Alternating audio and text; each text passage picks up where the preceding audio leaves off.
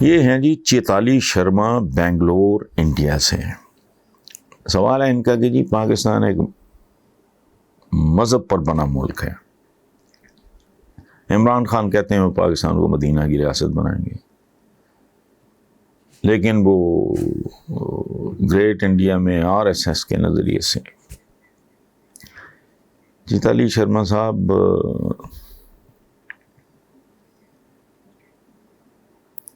تھوڑا پلیز تاریخ پڑھ لیں۔ پہلی بات تو یہ ہے کہ یہاں ہمارے ملک میں یہ پروپیگنڈا کیا جاتا ہے۔ اگر پاکستان ایک مذہب کی بنیاد پہ بنا ملک ہے تو قائد اعظم محمد علی جناح کانگریس میں کیا کر رہے تھے؟ یہ نوبت نہ آتی اگر کانگریس صحیح معنوں میں منصفانہ رویہ اختیار کرتی، اور یہ میں یا کسی مسلمان نے نہیں کہا، یہ it's on record. Sarojini Naidu صاحبہ کہا کرتی تھیں قائد اعظم محمد علی جناح کے بارے میں کہ ambassador of Hindu Muslim unity. اب آپ مجھے بتائیں، انفیئر ایک پروپیگنڈا ہے۔ ہمارے ہاں بھی ایک حلقہ ہے جو یہ بات کرتا ہے۔ تاریخی طور پہ میں نے تو آپ کو ایک مثال دے دی ہے۔ جب کانگریس میں تھے محمد علی جناح صاحب تو کیوں اس وقت مذہب نہیں تھا؟ ان کا اپنا نام کیا تھا؟ محمد علی جناح۔ محمد علی نام تو یہ ہے نا، وہ کیا تھا؟ انہوں نے جب شادی کی تو مسلمان ہوئیں، ان کی قبر بامبے میں موجود ہے، ان کی جو اہلیاں تھیں۔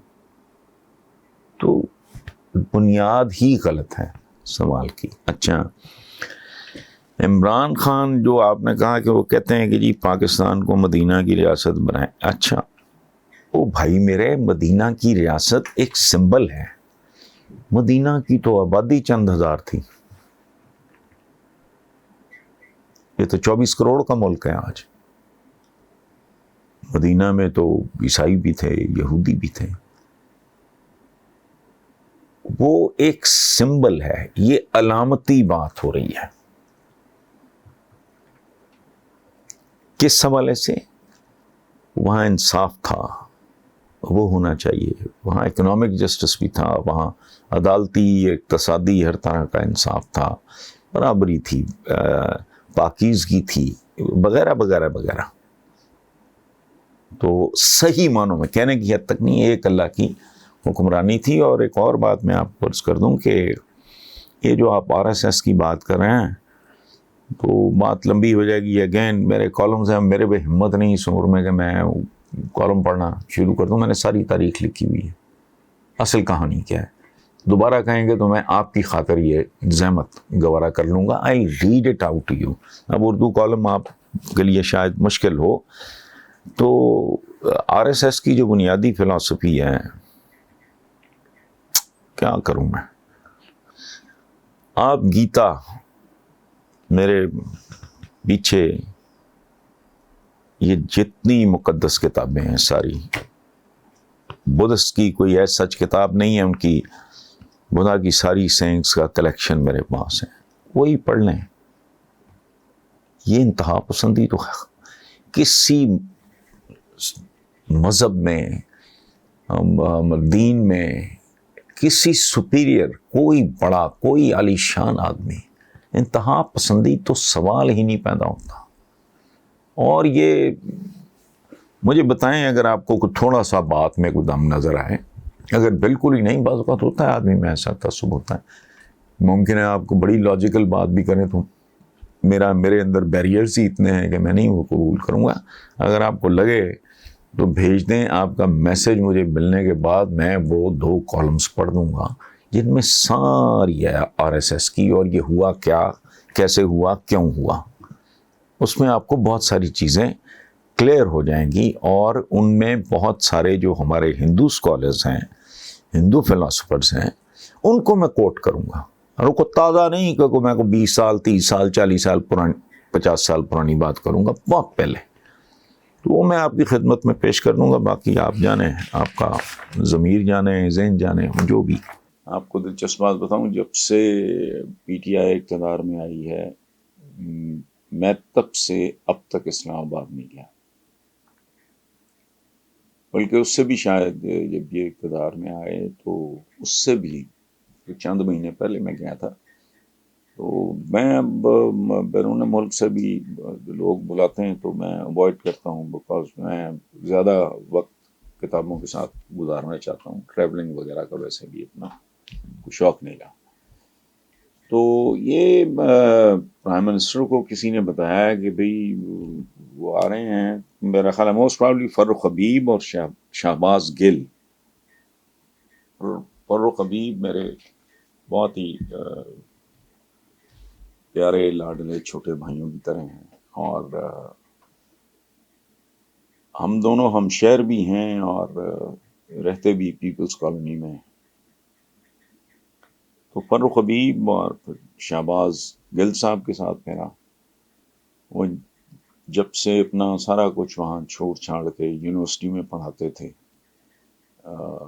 وہ جب سے پاکستان آئے پی ٹی آئی کے لیے کام کرنے، تو تب سے پہلی بار یہ آئے تھے حسین پراچا صاحب کے ساتھ. وہ بڑا اچھا ہمارا ایک تعلق تھا. انہوں نے مجھے کہا، میں نے کہا بالکل بسم اللہ. تو یہ تو ہے اس کا بیک گراؤنڈ، اگر یہ جاننا اتنا ہی ضروری تھا. سو وہ پرائم منسٹر کو انہوں نے بتایا، انہوں نے کہا کہ جی میں ملنا ہے ضروری. اچھا، ایک پھر آپ کا سوال ہے کہ ملاقات کیسی رہی؟ ملاقات بہت اچھی رہی، بہت خوشگوار رہی، اور ہمارا رابطہ رہتا ہے. مجھے چونکہ آپریٹ نہیں کرنا آتا یہ سارا سسٹم، تو my daughter was a university student, تو وہ اس کو میں کہہ دیتا ہوں کہ بیٹا یہ میسج وغیرہ بھیج دو.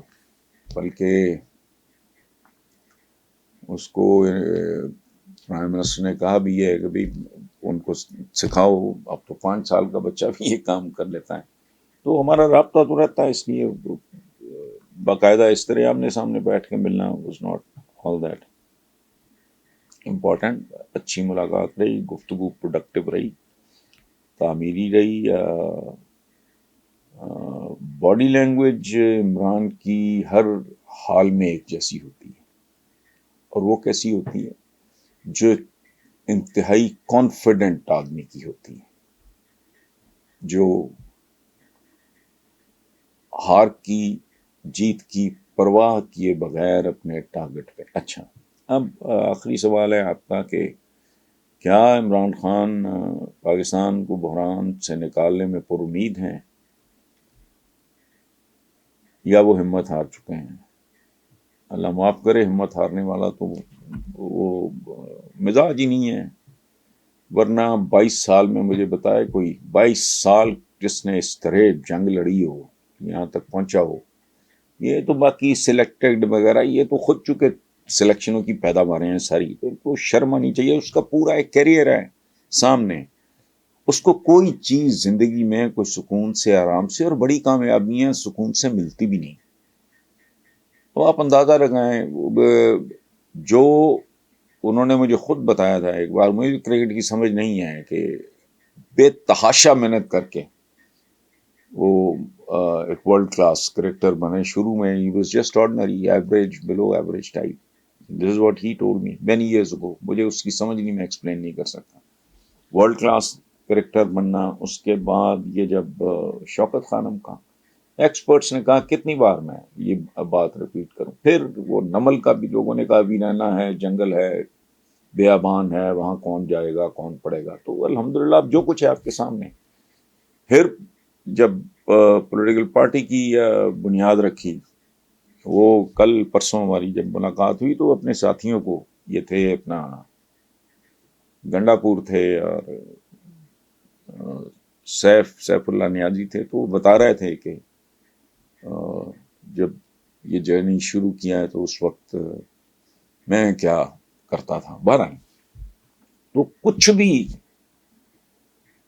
بیٹھے بٹھائے نہیں عمران خان کو، جان توڑ محنت کے بعد اب یہ چیلنج ہے، دیکھیں نا، وہ ان اچیویبل ٹارگٹس تھے، اس کے لیے بہت زبردست محنت کی۔